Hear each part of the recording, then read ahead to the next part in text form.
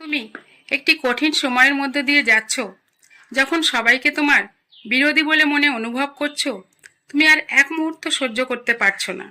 তখন হাল ছেড়ে দিও না, কারণ এটাই হলো উপযুক্ত সময় যখন পুরো বিষয়টাই অন্য কিছুতে রূপান্তরিত হবে। দুঃখ থেকে পালানোর চেষ্টা করতে নেই। প্রশান্ত আত্মা দুঃখের ভিতরেই তার প্রতিকার খোঁজ করতে পারে, কারণ কাঁটার মাঝেই গোলাপ থাকে, আর পাথরের কঠিন খনির ভিতরেই বাস করে মানিক রত্ন। একটা প্রদীপের মাধ্যমে হাজারটা প্রদীপকে জ্বালানো যেতে পারে, কিন্তু তাতে সেই প্রদীপের আলোর কখনোই কমে যায় না। ঠিক সেইভাবেই খুশিকে সবার মাঝে ছড়ানোর দ্বারা খুশি কখনোই কমে যায় না, বরং বেড়ে যায়। জীবনে যত ভালোই বই পড়ো কিংবা ভালো উপদেশ শোনো না কেন, যতক্ষণ না সেই সবের থেকে পাওয়া তথ্যগুলোকে নিজের জীবনে ব্যবহার না করছো, ততক্ষণ অবধি সেই সবের কোনো মূল্যই নেই।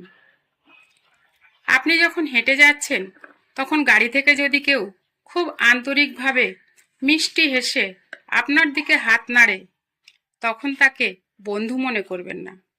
মনে করবেন সে তার গাড়িটার দিকে আপনার দৃষ্টি আকর্ষণ করে আপনাকে কিছুটা পীড়ন করে সুখী হতে চায়। সময়ের সত্যিকার মূল্য দাও। প্রতিটি মুহূর্তকে দখল করো, উপভোগ করো, আলস্য করো না।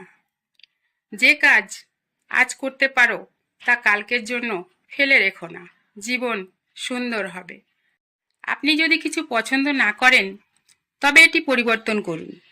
আপনি যদি এটি পরিবর্তন করতে না পারেন, তবে আপনার মনোভাব পরিবর্তন করুন। বোকা স্বার্থপর লোকেরা সবসময় নিজেদের কথা ভেবে থাকে এবং তার ফল সর্বদা নেতিবাচক হয়।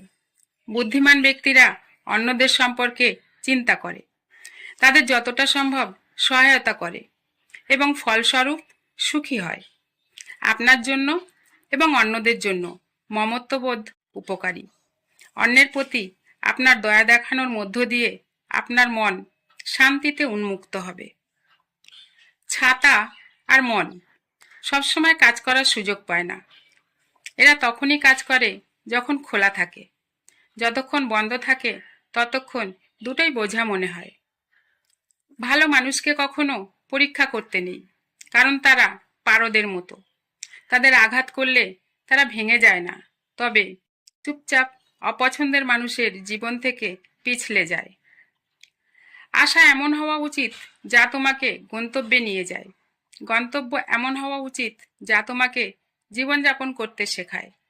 জীবন এমন হওয়া উচিত যা তোমাকে সম্পর্কের মূল্য বুঝতে শেখায়। এবং সম্পর্ক এমন হওয়া উচিত যা এটা মনে রাখতে বাধ্য করে। তুমি যদি এমন একজনকে তন্ন তন্ন করে খোঁজার চেষ্টা করো যে তোমার জীবন পরিবর্তন করবে, তবে আয়নার দিকে তাকাও, কারণ তুমি ছাড়া এই পৃথিবীতে এমন কেউ নেই যে তোমার জীবন পরিবর্তন করতে পারে।